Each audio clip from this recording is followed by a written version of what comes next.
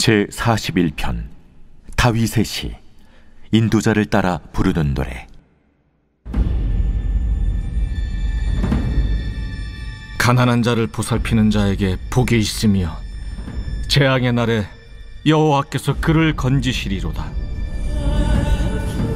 여호와께서 그를 지키사 살게 하시리니 그가 이 세상에서 복을 받을 것이라. 주여, 그를 그 원수들의 뜻에 맡기지 마소서. 여호와께서 그를 병상에서 붙드시고 그가 누워있을 때마다 그의 병을 고쳐주시나이다. 내가 말하기를, 여호와여, 내게 은혜를 베푸소서. 내가 주께 범죄하여 싸우니 나를 고치소서 하였나이다. 나의 원수가 내게 대하여 악담하기를, 그가 어느 때나 죽고 그의 이름이 언제나 없어질까 하며, 나를 보러 와서는 거짓을 말하고 그의 중심에 악을 쌓았다가 나가서는 이를 널리 선포하오며, 나를 미워하는 자가 다 하나같이 내게 대하여 수근거리고 나를 해하려고 꾀하며 이르기를, 악한 병이 그에게 들었으니 이제 그가 눕고 다시 일어나지 못하리라 하오며, 내가 신뢰하여 내 떡을 나눠 먹던 나의 가까운 친구도 나를 대적하여 그의 발꿈치를 들었나이다. 그러하오나 주 여호와여, 내게 은혜를 베푸시고 나를 일으키사 내가 그들에게 보응하게 하소서. 이로써 내 원수가 나를 이기지 못하오니 주께서 나를 기뻐하시는 줄을 내가 알았나이다. 주께서 나를 온전한 중에 붙드시고 영원히 주 앞에 세우시나이다. 이스라엘의 하나님 여호와를 영원부터 영원까지 송축할지로다. 아멘, 아멘. 서론 읽겠습니다. 시편은 총 5권으로 구성되어 있고 1, 2편은 서론에 해당되며 146편에서 150편은 결론에 해당됩니다. 시편 1권은 총 4개의 단락으로 이루어져 있는데요. 그 중에 우리는 4번째 단락에 와 있습니다. 시편 1권의 4번째 단락은 기도와 응답의 구조로 되어 있는데요. 35편에서 37편에서는 조약을 어겼다는 누명을 쓰고 억울한 재판에 넘겨져 죽음의 위협에 놓인 다윗이 하나님께 탄식하는 기도였습니다. 우리들도 인생 중에 억울한 일을 당할 때가 있는데, 이때 다윗은 악인들의 행악을 바라보지 말고 하나님의 인자, 은혜만을 바라보도록 권면합니다.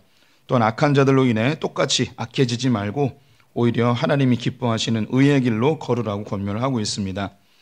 38편과 39편은 질병으로 고통 중에 탄식하는 다윗의 기도입니다. 40편과 41편은 질병에서 벗어난 다윗의 고백인데요.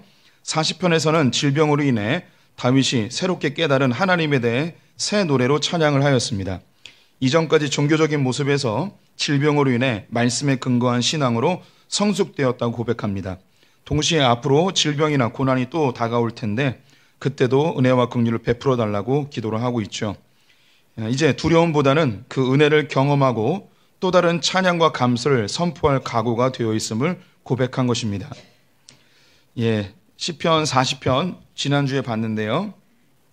병에서 38편과 39편은 병에 걸려가지고 죽을 것 같아가지고 하나님께 기도를 하는 거예요. 죽여달라고, 너무너무 힘들다고. 내가 병 들었더니 친구도 떠나고 가족도 떠나고 사람들은 다 원수로 바뀌고 막 그랬다는 거예요. 그런데 이제 병이 나았어요.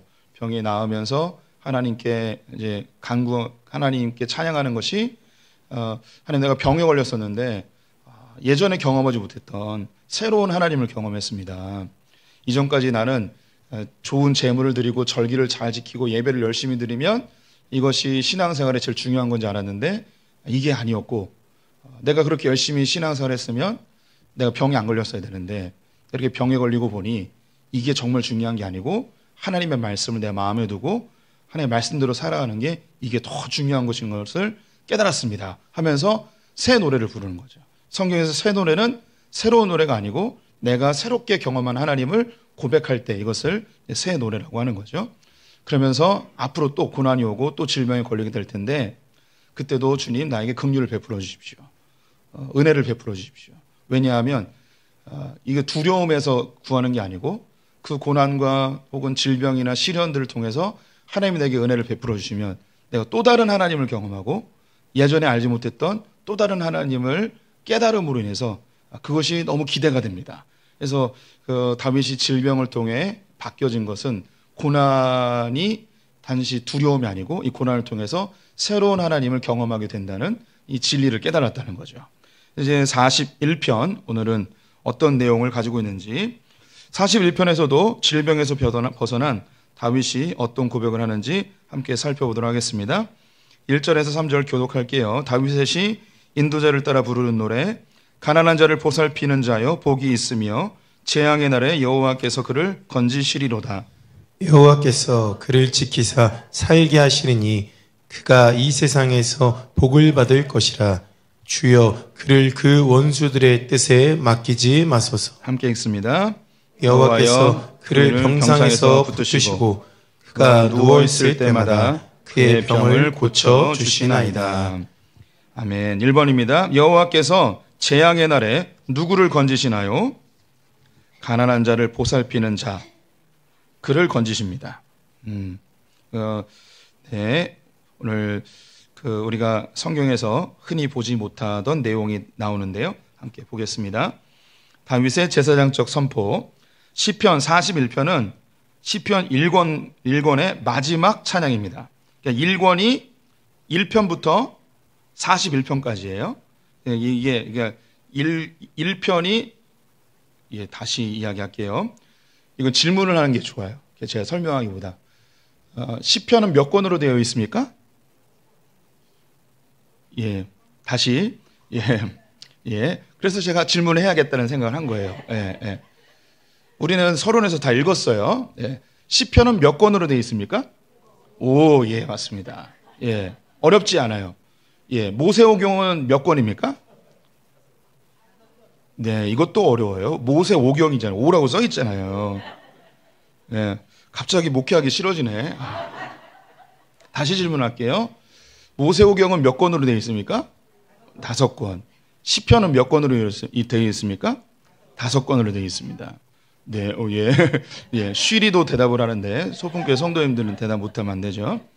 그래서 이게 우연은 아니고요. 시편이 5권으로 되어 있는데 1권부터 5권까지 창세기, 출애굽기, 레위기, 민수기, 신명기와 깊은 연관성이 있어요. 그래서 시편 1권이 하나님의 창조 세계를 찬양하는 게 많이 나와 있어요. 그리고 시편 2권에서 구원하시는 하나님에 대한 이야기가 많이 나오고 3권에서 예배의 찬양이 많이 나오고 그리고 민수기에서 하나님이 행하시는 일들 그리고 마지막 5권에서 하나님의 언약들, 율법들 이런 말씀에 대한 것들이 많이 나오는 이런 연관성이 있습니다. 그래서 어렵지 않아요. 다시 여쭤볼게요. 시편은 몇 권으로 이루어져 있습니까? 5권으로 이루어져 있습니다. 1편부터 41편까지가 1권입니다. 그래서 1편부터 41편까지가 1권이에요. 이거는 신학교 시험 볼 때 나와요. 네, 안 외워도 돼요. 근데 이 시간만 이게 이렇게 기억하시면 되겠습니다. 네, 시편 41편은 시편 1권의 마지막 찬양입니다. 시편의 편집의 과정에서 의도적으로 다윗의 시를 이곳에 넣었는데요. 그 첫 번째 이유가 시편 1편에는요. 누구누구는 복이 있도다 이렇게 되어 있어요. 그 첫 번째 단어가 우리는 어떻게 되어 있냐면 복 있는 사람은 악의 길을 쫓지 아니하며 라고 되어 있잖아요. 그래서 이런 사람은 복이 있습니다 하고 악인의 길을 따르지 아니하고 죄인의 자리에 앉지 아니하고 그래서 첫 단어가 이런 사람은 복이 있습니다로 시작을 해요.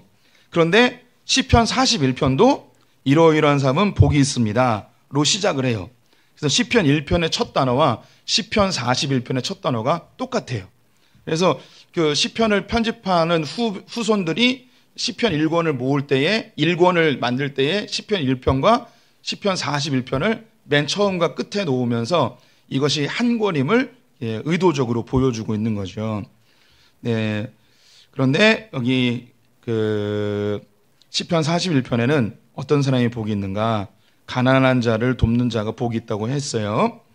또한 13절은 41편의 마지막과 직접 연관이 없는 하나님을 찬양하는 내용으로 시편 1권의 마무리 송영으로 이루어져 있습니다. 오늘 읽은 13절은요. 시편 41편하고는 직접 관련이 없어요. 13절의 내용이 이스라엘의 하나님 여호와를 영원부터 영원까지 송축할지로다 아멘 아멘이라고 끝나거든요. 이거는 시편 1권의 마지막 찬양이라고 이해하시면 되겠습니다. 시편 41편은 다윗의 시 인도자를 따라 부른 노래라는 표제를 가지고 있습니다. 시편 41편은 다윗이 지은 시이고 인도자를 따라 부른 노래라고 되어 있기에 예배 중에 함께 부르는 회중 찬양입니다. 시편 41편은 다윗의 제사장적 선포로 시작을 합니다. 자, 다시 읽어볼게요. 가난하고 힘없는 사람을 돌보는 자는 복이 있도다. 재앙이 닥칠 때에 주께서 그를 구하심이라. 주께서 그를 지키시고 살게 하심이라. 주께서 그를 이 땅에서 복 있는 자로 여기실 것이며 그의 적들의 뜻에 맡기지 않을 것임이라. 주께서 그의 병중에서 돌보시며 그의 질병에서 온전히 회복시킬 것임이라. 네, 혹시 유임물을 받지 못하신 분 계신가요? 네, 유임을 다 받으셨나요? 네, 계속 보겠습니다. 다윗이 가난한 자를 보살피는 자가 복이 있다고 선포합니다. 여기서 가난한 자는 약한 자, 낮은 자를 포함합니다. 복합적인 단어인데요. 문자 그대로 가난한 자로 이해해도 되고요. 질병이라는 단어와 연관을 한다면 육체적으로 연약한 자도 충분히 포함될 수 있습니다. 이런 정신적, 육체적, 물질적으로 가난하고 연약한 자들을 보살피는 자는 하나님께서 복을 주실 것이라고 선포하고 있습니다. 다윗이 41편을 시작하면서 이런 사람은 복이 있을 것입니다. 하나님께서 이런 사람을 보호해 주실 것입니다. 어떤 사람이냐? 가난한 사람을 돌보는 자는 복이 있을 겁니다. 라고 제사장적으로 선포하고 시작을 합니다. 어떤 복을 받을 것인가? 1번, 재앙의 날에 여호와께서 그를 건지시리로다. 2번, 그를 지키사 살게 하셔서 이 세상에서 복을 받을 것이라. 3번, 그를 그 원수들의 뜻에 맡기지 않으신다. 4번, 그를 병상에서 붙으시고 그의 병을 고쳐 주실 것이다. 다윗이 질병에서 건짐을 받았습니다. 다윗이 질병 중에도 생각을 하였고 치료된 후에도 생각을 하였는데요. 나는 왜 이 병에 걸렸을까? 동시에 하나님은 왜 나를 고쳐주셨을까? 다윗은 죽을 병에 걸렸습니다. 모든 사람들이 죽을 것이라고 확신했고 특별히 원수들이 다윗의 죽음을 기다리고 있었습니다. 그런데 하나님이 고쳐주셨습니다. 다윗이 곰곰이 생각한 결론이 여기에 나옵니다. 우리가 병에 걸리면 자연스럽게 생각하죠. 내가 왜 병에 걸렸을까? 내가 뭘 잘못했을까? 하나님께 무슨 죄를 져서 병에 걸렸을까? 이런 생각을 합니다. 이런 고백이 38편, 39편에 나왔어요. 특히 욥기에 많이 나오죠. 그런데 지금 무슨 생각을 하고 있는 거냐면 모두가 다 죽는다고 그랬어요. 원수들이 다윗이 죽을 걸 기다리고 있었어요. 근데 나았어요. 기적적으로 나은 거죠. 요즘 같으면 의술이 발달해서 많이들 낫겠지만 고대 사회에서 다들 죽는다고 했는데 살아난 거예요. 다윗이 또 생각하는 거죠. 도대체 나는 왜 살아났을까? 하나님 왜 나를 고쳐주셨을까? 다 죽는다고 그랬는데 왜 나는 살아났을까? 이 고민을 하게 되죠. 우리 가운데 죽을 병 걸렸다가 살아나면 나는 왜 살아났을까? 생각을 하시잖아요. 암 걸렸는데 나았어요. 치유됐어요. 그럼 우리가 하나님께 물어봐요. 하나님, 내가 뭘 잘한 게 있다고 나를 살려주셨습니까?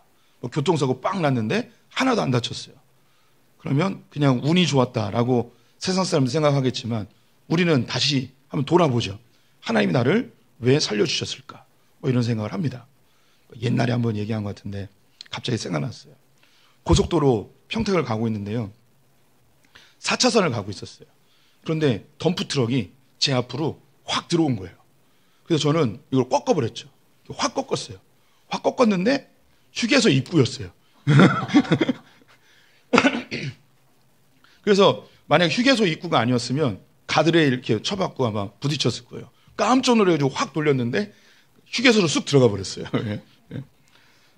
그때 이제 가슴을 쓸어내리면서 생각을 한 거죠. 나는 왜 살았을까? 그때 이제 소풍교회 담임 목사였거든요. 소풍교회 목회 열심히 하라고 주님이 나를 살려주셨구나. 이런 생각을 해요. 진짜예요. 믿으세요. 그냥 10년 감수했네. 이 정도로 끝나지 않아요. 목사는. 주님이 왜 살려주셨을까? 소풍교회 목회 열심히 하라고. 이런 생각을 하죠. 다윗도 그런 생각하는 거예요. 왜 나를 살려주셨을까? 그래서 내린 결론이 뭐냐?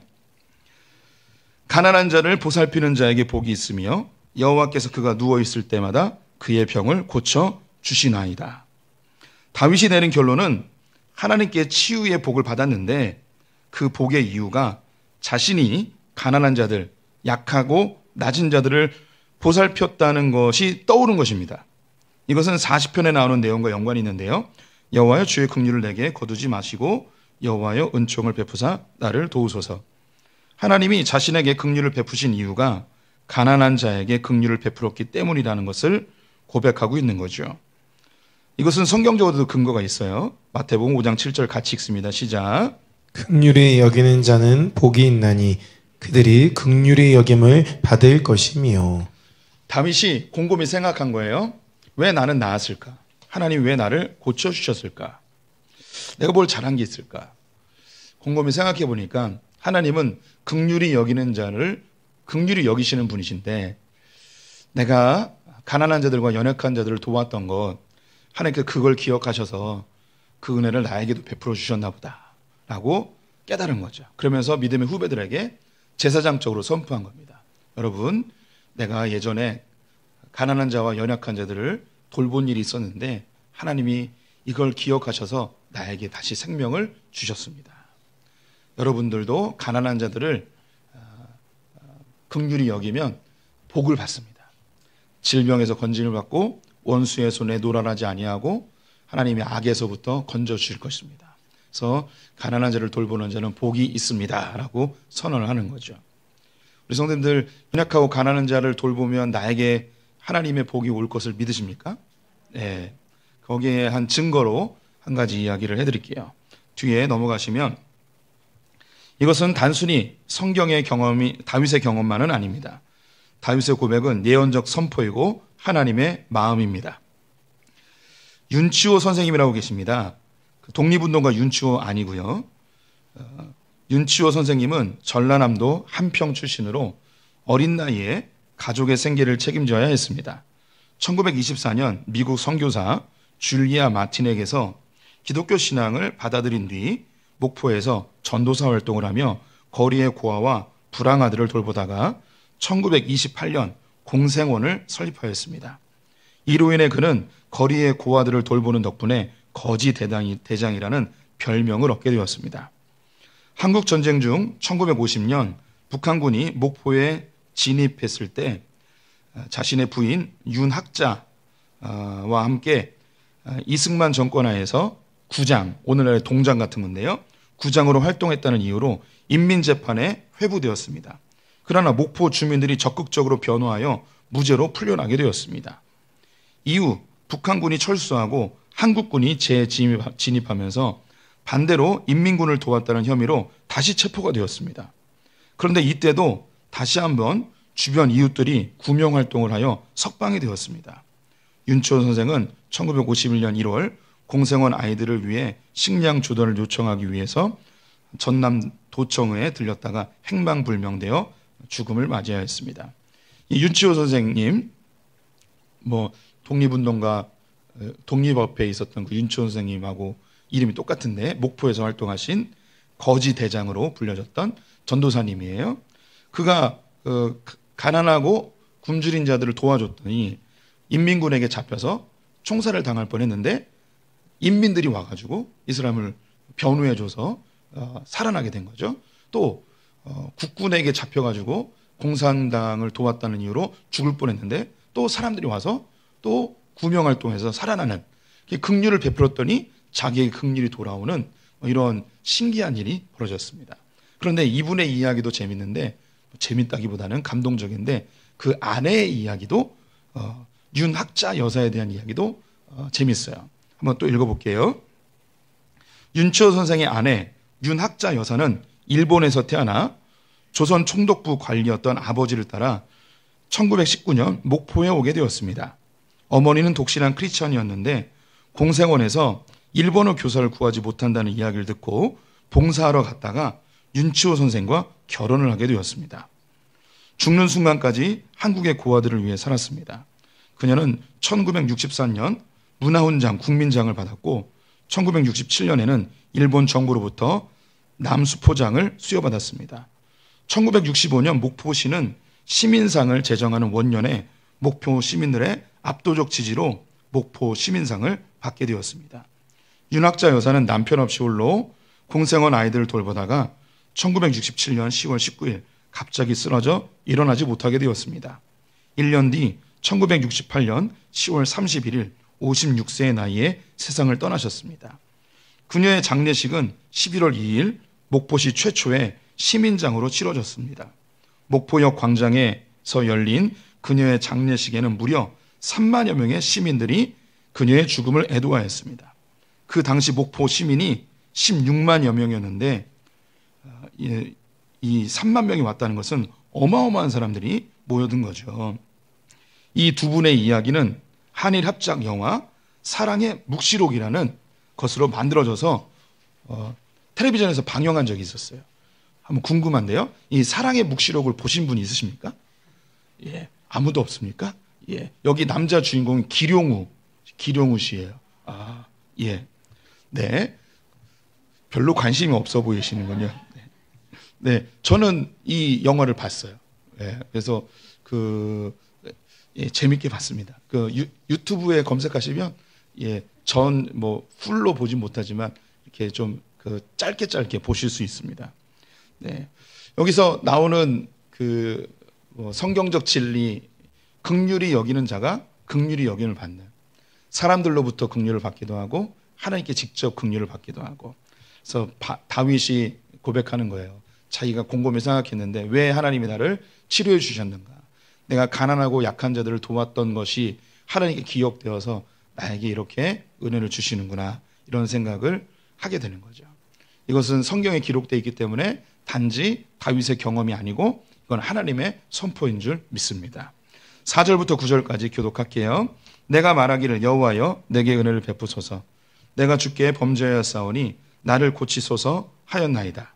나의 원수가 내게 대하여 악담하기를 그가 어느 때나 죽고 그의 이름이 언제나 없어질까 하며, 나를 보러 와서는 거짓을 말하고 그의 중심에 악을 쌓았다가 나가서는 이를 널리 선포하오며, 나를 미워하는 자가 다 하나같이 내게 대하여 수군거리고 나를 해하려고 꾀하며, 이르기를 악한 병이 그에게 들었으니 이제 그가 눕고 다시 일어나지 못하리라 하오며, 내가 신뢰하여 내 떡을 나눠 먹던 나의 가까운 친구도 나를 대적하여 그의 발꿈치를 들었나이다. 2번입니다. 다윗이 아플 때에 당했던 상황이 아닌 것은 무엇일까요? 1번 원수가 내게 대하여 악담하였다. 2번 원수가 나를 보러 와서는 거짓을 말하였다. 3번 수군거리고 나를 해하려고 꾀하였다. 4번 병이 낫기를 축복기도 해주었다. 네, 4번입니다. 네. 다윗의 회상. 질병에서 건진받은 다윗은 왜 자신이 치유가 되었는지 먼저 생각했습니다. 혹시 하나님이 나에게 긍휼을 베푸셔서 치유해 주셨다면 내가 가난한 자들에게 긍휼을 베푼 것 때문이 아닐까? 다윗은 이 부분에 대해 제사장적 권세로 선포하였습니다. 가난한 자를 보살피는 자에게 복이 있도다. 재앙의 날에 여호와께서 그를 건지시리로다. 이어서 다윗은 자신이 병중에 있을 때 겪었던 속상했던 일을 회상합니다. 다윗은 하나님께 여호와여 내게 은혜를 베푸소서, 내가 주께 범죄하였사오니 나를 고치소서라고 기도하였다고 합니다. 이어서 다윗은 자신이 아프고 사경을 헤맬 때에 이를 회상합니다. 다윗의 서러움과 억울함, 속상함, 답답함이 그대로 묻어나오는 내용입니다. 나의 원수가 내게 대하여 악담하기를 그가 어느 때나 죽고 그의 이름이 언제나 없어질까? 나를 보러 와서는 거짓을 말하고 그의 중심에 악을 쌓았다가 나가서는 이를 널리 선포하며, 나를 미워하는 자가 다 하나같이 내게 대하여 수군거리고 나를 해하려고 꾀하며, 악한 병이 그에게 들었으니 이제 그가 눕고 다시 일어나지 못하리라 하오며, 내가 신뢰하여 내 떡을 나눠 먹던 나의 가까운 친구도 나를 대적하여 그의 발꿈치를 들었나이다. 다윗은 베들레헴의 목동 출신으로 사울 왕을 위해 악기를 연주하던 무명한 자였습니다. 그가 어느 날 골리앗을 운 좋게 물리치고는 사울의 지지를 받으며 이스라엘의 장수로 활약하였습니다. 이 모습은 주변 동료들에게 엄청난 시기와 질투를 불러일으키기에 충분했습니다. 사울은 천천히요, 다윗은 만만히요라는 군중들의 외침은 사울 왕의 마음도 불안하게 만들었습니다. 딸과의 결혼을 조건으로 블레셋 사람들의 포피 100개를 요구하였는데 200개를 가져왔습니다. 이러한 행동은 다윗을 더욱 긴장하게 만들었습니다. 다윗의 행보는 주변 사람들을 보이지 않는 적으로 만든 것이었죠. 그들 역시 다윗이 하나님 앞에서 충성하는 것으로 보지 못하고 자신들의 자리를 위협하는 질투의 시선으로만 바라보았습니다. 사울이 죽은 이후 이스라엘의 왕위에 오른 것은 베냐민 지파에게는 배신이고 분노였습니다. 사울은 많은 이스라엘 백성들에게 지지를 받았기에 다윗이 왕위에 오른 것은 눈의 가시와 같은 상황이었습니다.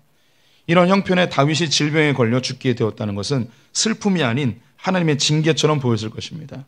예의상 문병은 왔지만 그들의 눈빛에서 다윗은 진심 어린 위로가 아닌 은밀한 조롱과 냉소를 읽을 수 있었습니다. 병상의 약함은 사람들의 속마음을 드러내는 거울이 되었습니다.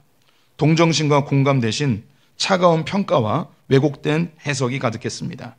안 그래도 자신의 죄 때문에 이런 병에 걸린 듯한 죄책감이 밀려오는데 원수로 변한 동료들과 외면하는 친구들의 모습은 다윗을 자신의 처지가 얼마나 초라한지 깨닫게 해주었으며 의지할 분이 하나님밖에 없음을 깨닫는 중요한 경험이 되었습니다.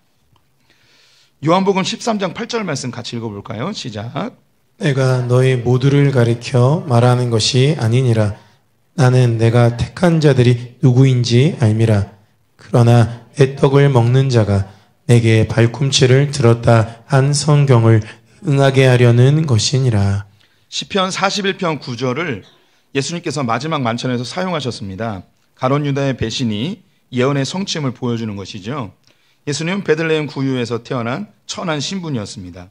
나사렛에서 목수로 자라며 제대로 된 교육도 받지 못했습니다. 그런데 어느 날 갑자기 여러 가지 이적을 보이며 하나님의 아들 메시아로 주목을 받더니 수백 년 동안 쌓아온 바리새인과 제사장들의 전통을 무시하는 듯한 행동을 하였습니다.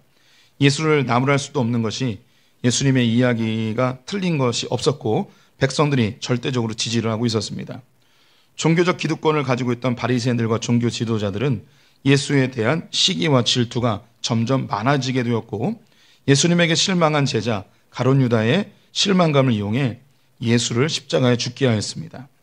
예수님이 죽음의 위기에 놓이자 두려움에 휩싸인 제자들은 배신하고 저주하며 도망가 버리고 실망한 군중들은 예수를 십자가에 못 박으라고 소리칩니다. 다윗은 이런 절망의 순간에 살아났지만 예수는 그렇게 생을 마감해 버렸습니다. 다윗의 고통은 예언이 되었고 우리에겐 소망이 됩니다.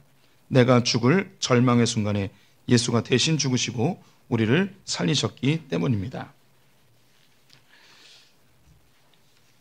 다윗이 잘 되면 잘 될수록 적이 많아졌고요. 다윗의 모습을 보고 겉으로는 존중해주는 듯하지만 그 자리를 뺏고 싶고 그가 갖고 있는 권력을 나누고 싶은 원수들이 많았습니다. 그의 친구들이라고 여겨졌지만 다윗이 갖고 있는 그 권력을 나누고 싶어하는 그들의 술수도 눈에 보이게 된 거죠. 질병의 그 위기의 상황이 되니까 진실한 사람과 그렇지 않은 사람이 그대로 다 드러나게 되었습니다. 근데 이 다윗의 모습은 예수님의 모습을 그대로 예고해 주고 있는 거죠. 우리 그 예수의 제자들인 이 교회는 역사 속에서 하나님의 은혜 가운데 점점 더 잘되게 되어 있습니다.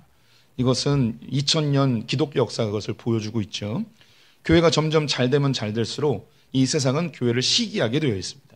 그리고 교회를 걱정하는 듯 교회를 이야기하지만 그것은 교회를 공격하는 것이고 교회가 없어지기를 바라는 마음이죠. 우리는 교회가 없어질 것 같고 세상 전체가 다 교회를 비난하는 이 상황 속에서 불안함과 두려움이 몰려들 것입니다. 하지만 예수님이 그 끝이 부활임을 보여줬고 그리고 우리가 이 세상에서 모욕을 당하는 듯하지만 결국 영광과 승리는 교회의 것임을 이야기해주고 있는 것이죠. 요한계시록 세미나를 들으신 분들은 아시겠지만 마지막 때가 되면 전 세계가 기독교와 반기독교 세력으로 그렇게 나뉘어져서 싸우게 됩니다. 그래서 이미 그런 현상들이 많이 일어나죠. 동성애에 대해서 그 어떤 종교도 반대하지 않습니다. 오직 기독교만 이 일에 대해서 반대를 하죠.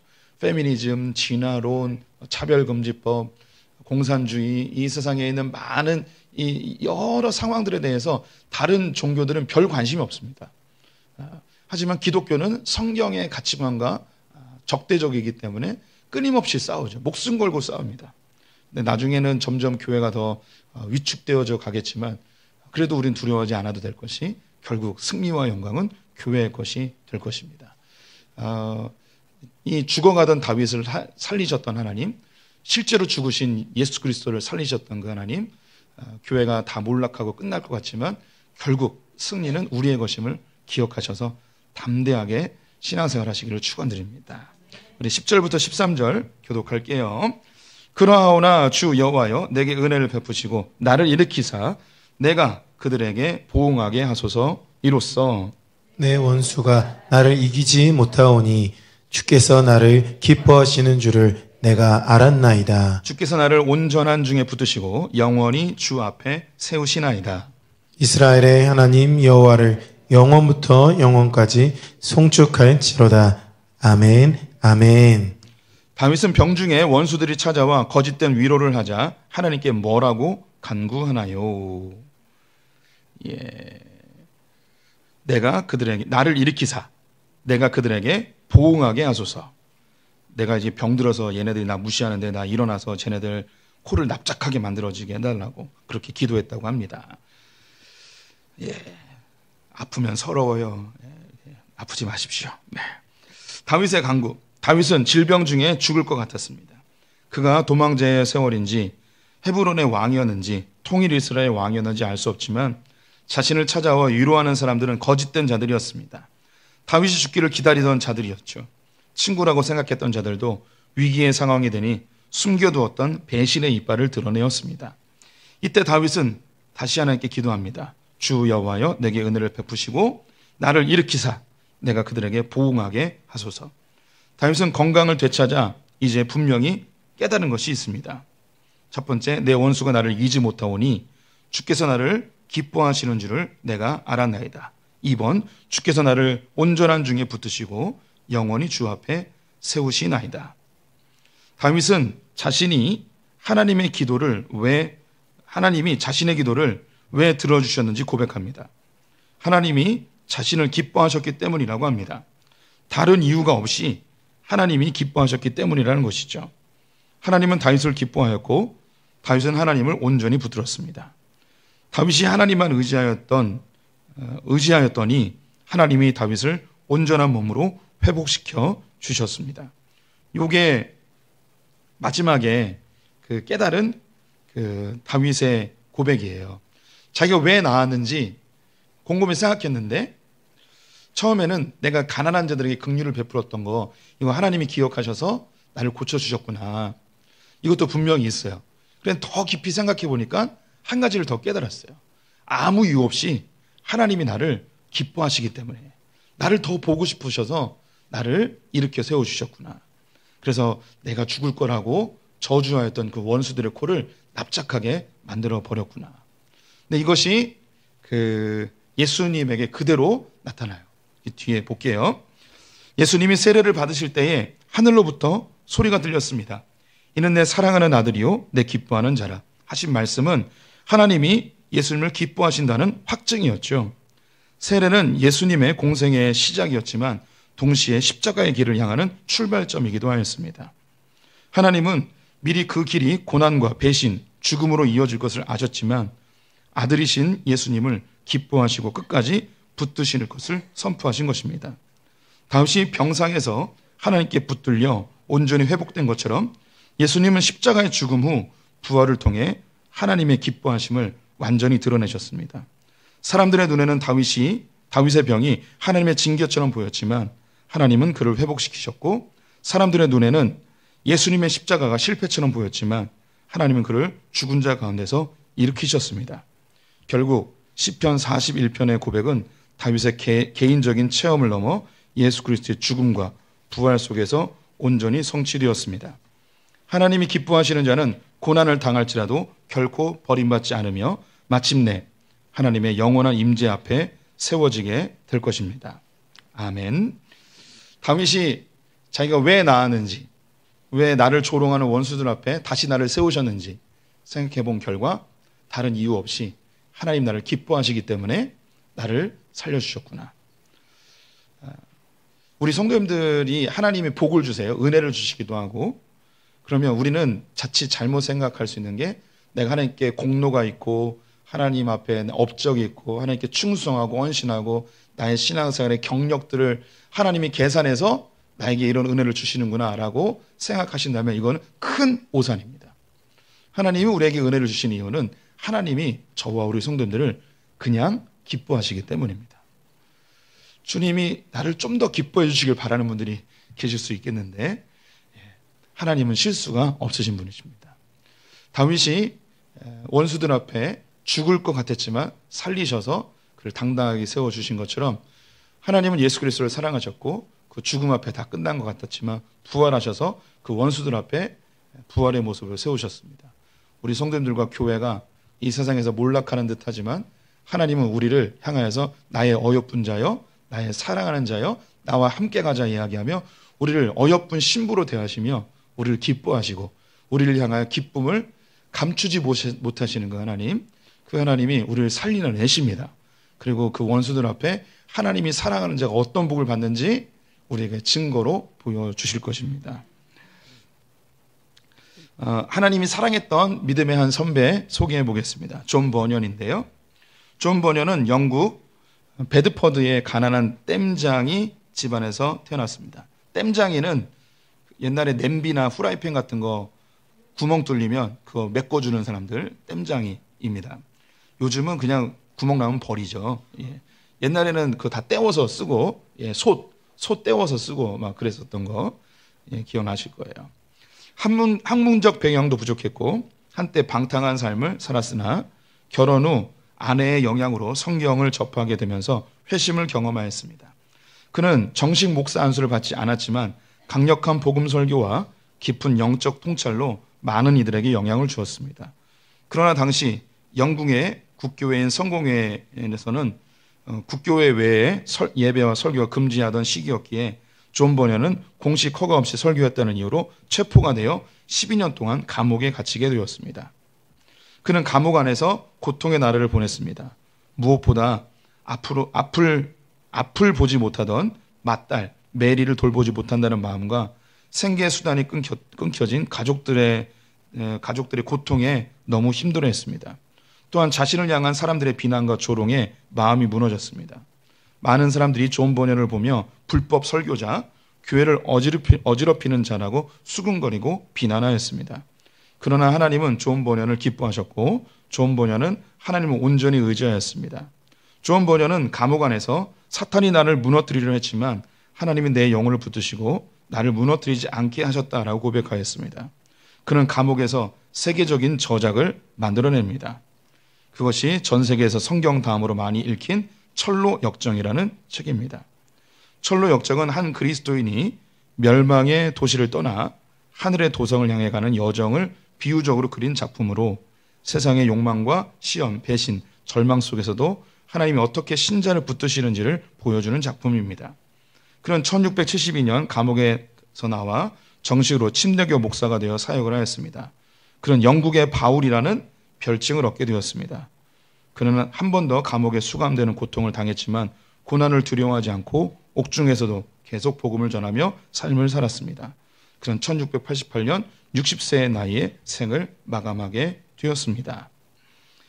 네, 영국 성공회는 존 버년을 감옥에 쳐넣으면 그가 절망해서 그가 복음 전하는 것을 멈출 거라고 생각을 했겠지만 그는 그곳에서 더 놀라운 작업을 하였고 하나님이 그를 멋지게 활용하시는 것을 보게 되죠.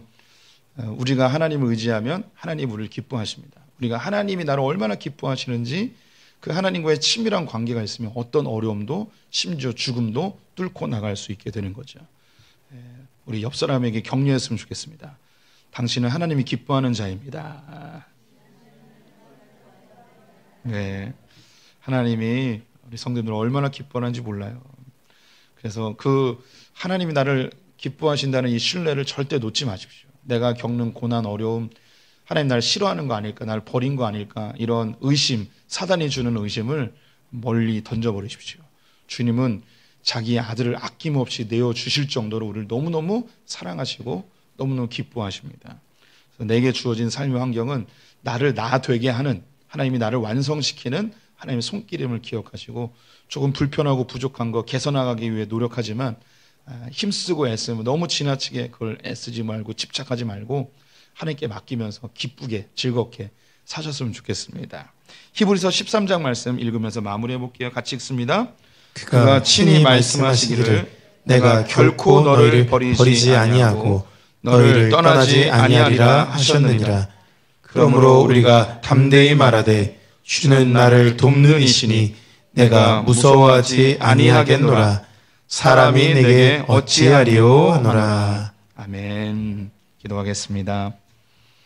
하나님, 다윗이 질병으로 죽을 상황이었지만 주님께서 그를 기뻐하셨고 그가 긍휼을 베푼 것을 기억하셔서 다시 일으켜 원수들 앞에 당당히 서게 하신 것을 보았습니다.